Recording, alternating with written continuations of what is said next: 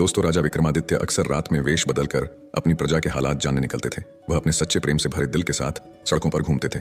एक रात जब वह अमृत बेला में घूमते हुए शहर के चक्कर लगा रहे थे, उन्होंने देखा कि एक युवा लकड़हारा एक पेड़ पर चढ़ रहा है। उसकी आंखों में जीवन की आशा और मेहनत की चमक थी। लेकिन तभी अचानक एक भयंकर भालू उस पेड़ पर चढ़ने लगा। राजा ने आश्चर्य से देखा कि भालू कैसे उस पेड़ पर चढ़ रहा है, क्योंकि यह आमतौर पर भालू की आदत नहीं होती।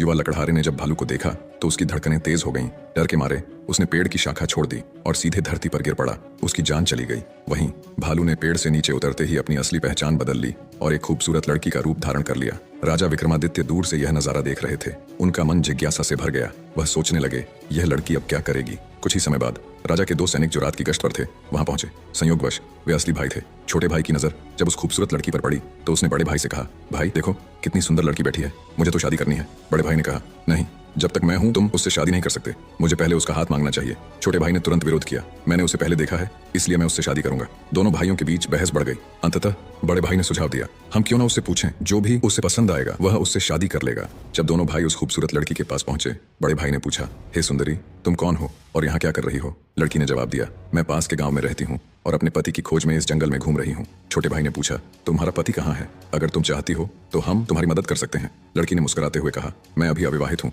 और एक योग्य व्यक्ति की खोज में हूँ। छोटे भाई ने गर्व से कहा, हम दोनों भाई अभी अविवाहित हैं, तुम चाहो तो किसी एक से शादी कर सकती हो। लड़की ने एक शर्त रखी, मैं उससे ही शादी करूंगी जो तुम दोनों में से सबसे बहादुर और शक्तिशाली होगा। यह सुनकर दोनों भाइयों में लड़ाई शुरू हो गई। अपनी बहादुरी साबित करने के लिए उन्होंने अपनी तलवारें निकाली और एक दूसरे को घातक चोटें पहुंचाई। अंततः दोनों भाइयों ने एक दूसरे को मार डाला और लड़की ने खौफनाक तरीके से हंसते हुए एक दिशा में चलना शुरू किया। राजा विक्रमादित्य जो दूर से यह सब देख रहे थे, एक कदम और बढ़ते हुए उस लड़की का पीछा करने लगे। लेकिन इस घटना ने उनकी सोचने की शक्ति को जकड़ लिया। सूरज की किरणें धीरे धीरे चमकने लगीं, पर राजा विक्रमादित्य अपनी भूख और प्यास को भूल चुके थे। उनकी जिज्ञासा उस रहस्यमयी लड़की के बारे में जानने की थी। लगभग 200 कदम चलने के बाद राजा विक्रमादित्य की आंखें फिर से चौंधिया गईं। अब उस खूबसूरत लड़की ने अपना रूप बदलकर एक जहरीले नाग का रूप धारण कर लिया। वह नाग तेजी से आगे बढ़ा। नाग ने एक नदी के किनारे पहुंचकर कुछ क्षण रुका और फिर अचानक नदी में कूद गया। राजा विक्रमादित्य उस किनारे पर खड़े होकर यह सब देख रहे थे। थोड़ी ही देर में नाग ने एक नाव पर छलांग लगा दी, जिसमें लगभग 20 से 25 लोग सवार थे। जैसे ही नाग ने नाव में प्रवेश किया, वहां अफरा तफरी मच गई।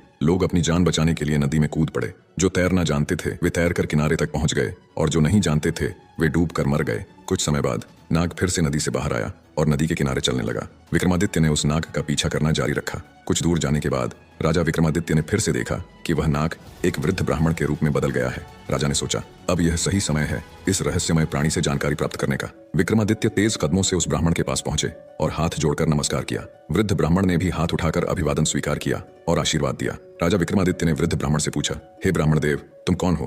ब्राह्मण ने निराशा से कहा, क्या तुम नहीं देख सकते? मैं एक ब्राह्मण हूँ। राजा ने फिर से कहा, तुम झूठ बोल रहे हो, तुम ब्राह्मण नहीं हो, है ना? ब्राह्मण ने चिढ़ते हुए कहा, फिर तुम मुझे बताओ मैं कौन हूँ? राजा ने कहा, तुम वह नहीं हो जो तुम दिखते हो। ब्राह्मण ने उत्तर दिया, जो भी मैं हूँ तुम्हें उससे क्या मतलब? तुम अपने काम से काम रखो और अपनी राह देखो। राजा विक्रमादित्य ने दृढ़ता से कहा, मैं तुम्हें बिना सच जाने नहीं छोड़ सकता, तुम्हें सच बताना ही होगा। ब्राह्मण ने फिर कहा, मैंने तुमसे कहा ना कि मैं एक ब्राह्मण हूँ। राजा ने कहा, तुम मुझसे झूठ नहीं बोल सकते।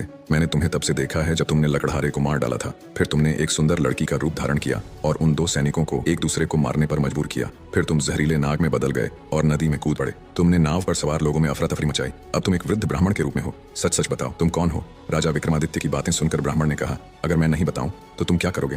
राजा ने अपनी तलवार निकालते हुए कहा, तब तैयार हो जाओ मरने के लिए। तुम्हें नहीं पता कि यह विक्रमादित्य की नगरी है। तुम इतने लोगों की जान लेकर इस पवित्र राजा के राज्य में जीवित नहीं रह सकते। अब सच्चाई बताओ। ब्राह्मण ने राजा की इस प्रशंसा पर जोर से हंसते हुए कहा, मुझे पता है कि यह शहर सम्राट विक्रमादित्य का है और तुम वही विश्व प्रसिद्ध सम्राट हो। फिर भी एक बात जान लो, तुम मुझे नहीं मार सकते। एक दिन आएगा जब मैं तुम्हें मरने पर मजबूर कर दूंगा। राजा विक्रमादित्य उसकी बातों को सोचने लगे। जो इस भेष में भी मुझे पहचानता है वह साधारण व्यक्ति नहीं हो सकता। फिर उन्होंने थोड़ी विनम्रता दिखाई और कहा, अब जब तुमने मुझे पहचान लिया है, कृपया मुझे बताओ कि तुम सच में कौन हो? ब्राह्मण ने कहा, तुम एक राजा हो और राजहट पर अड़े हुए हो, इसलिए मुझे तुम्हें सारी बातें बतानी पड़ेगी, मगर तुम मेरी बातों में विश्वास नहीं करोगे। इसलिए सबसे पहले मुझे तुम्हें बताना होगा कि मैं कौन हूँ। तो हे राजा, ब्राह्मण ने कहना शुरू किया, अब ध्यान से सुनो कि मैं कौन हूँ और तुम्हारी राजधानी में क्यों आया हूँ। मेरा नाम काल है। तुम जानते हो कि इस दुनिया में जन्म लेने वाले सभी जीवों की मृत्यु निश्चित है, इसलिए इस भूमि को मृत्यु लोक भी कहा जाता है। जब कोई जीव माँ के गर्भ में आता है तो सब कुछ बनने के बाद आत्मा उसमें प्रवेश करती है और जीवन जागृत होता है। इसी समय उसके मृत्यु का समय, स्थान और परिस्थितियां भी सृष्टिकर्ता द्वारा निर्धारित की जाती हैं। हे राजा, ब्राह्मण ने आगे कहा, तुम जानते हो कि चित्रगुप्त हर जीव की जीवन और मृत्यु का रिकॉर्ड रखते हैं। जब किसी जीव की मृत्यु का समय आता है तो वह धर्मराज को सूचित करते हैं। अब चूंकि सभी जीवों की मृत्यु और मुक्ति का विभाग भगवान शिव के पास है, इसलिए धर्मराज भगवान शिव से अनुमति मांगते हैं कि उस जीव को मृत्यु दी जाए। जब भगवान शिव अनुमति देते हैं तो धर्मराज मुझसे यानी काल से कहते हैं कि जाओ और उस व्यक्ति की जान ले लो। तब मैं इस मृत्यु लोक में आता हूँ। ब्राह्मण ने अपनी बातें जारी रखी। मुझे पता होता है कि कौन जीव कब, कहां और किन परिस्थितियों में मरेगा। मैं उस जीव को निश्चित स्थान पर निश्चित समय पर पहुंचाता हूं जहां उसकी मृत्यु लिखी गई होती है। मैं वही परिस्थितियां और स्थिति बनाता हूं। हे राजा, ब्राह्मण ने कहा, मैंने उस लकड़हारे को नहीं मारा। राजा विक्रमादित्य ने कहा, तुम फिर से झूठ बोल रहे हो। मैंने अपनी आंखों से देखा कि तुम उस लकड़हारे की मृत्यु का कारण बने। ब्राह्मण ने कहा, बिल्कुल मैं कारण बनता हूँ, लेकिन भौतिक लोग सोचते हैं कि लकड़हारा पेड़ से गिरकर मर गया और फिर मुझे धर्मराज के आदेश का पालन करना होता है। उसकी मृत्यु पेड़ से गिरने के कारण लिखी गई थी, इसलिए मैंने एक रूप धारण किया और वही परिस्थितियां उत्पन्न की ताकि वह उस घटना का शिकार हो जाए। सोचो, ब्राह्मण ने समझाया, अगर मैं असली रिच होता तो क्या वह कभी पेड़ पर चढ़ पाता? वह कभी नहीं चढ़ सकता था, लेकिन मैं वहां था और मेरे लिए कुछ भी असंभव नहीं है। अगर हम उन सैनिक भाइयों की बात करें तो मैंने उन्हें भी नहीं मारा, क्योंकि उनकी मृत्यु एक दूसरे के हाथों लिखी गई थी। इसलिए मैंने उनके लिए एक सुंदर लड़की का रूप धारण किया। नाव में जो कुछ लोगों की मृत्यु डूबने के कारण हुई, उनकी मृत्यु भी इसी तरह लिखी गई थी। इसके लिए मुझे भयानक नाग का रूप धारण करना पड़ा और उस नाव में जाना पड़ा। ब्राह्मण ने राजा की ओर देखा और कहा, हे राजा, मुझे लगता है कि अब तुम समझ गए होगे कि मैं कौन हूँ और क्यों आया हूँ, और तुमने यह भी समझ लिया होगा कि समय, स्थान और परिस्थितियों का भौतिक जीवन में कितना महत्वपूर्ण रोल होता है। राजा विक्रमादित्य ने काल के रूप में उपस्थित बूढ़े ब्राह्मण की बातें ध्यान से सुनी और उनके चेहरे पर गंभीरता छा गई। काल ने कहा, हे राजा, अब मैं जा रहा हूँ। राजा विक्रमादित्य ने विनम्रता से कहा, हे कालदेव, आपने मुझे बहुत अच्छी जानकारी दी है, जिसके लिए मैं आपका धन्यवाद करता हूँ। कृपया जाने से पहले मेरा एक और सवाल का जवाब दें। काल ने कहा, पूछो, जो भी पूछना है जल्दी पूछो, क्योंकि मेरे पास यहाँ रहने का ज्यादा समय नहीं है। राजा ने पूछा, कृपया बताएं कब और कहाँ और कैसे मेरी मृत्यु होगी। कालदेव ने उत्तर दिया, हे राजेंद्र, मैं तुम्हें बता सकता हूँ कि तुम कहाँ और कैसे मरोगे, लेकिन कब मरोगे यह नहीं बता सकता। राजा विक्रमादित्य ने आश्चर्य से पूछा, हे कालदेव, मृत्यु का समय बताने में तुम्हारी क्या आपत्ति है? काल ने गंभीरता से कहा, हे राजा, अगर मैं तुम्हें समय पहले से बता दूं तो तुम इसी पल से चिंता करने लगोगे,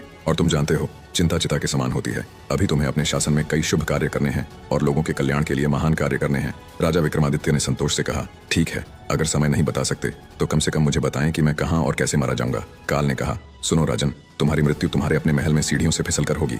यह सुनकर राजा विक्रमादित्य की आंखें चौड़ी हो गईं।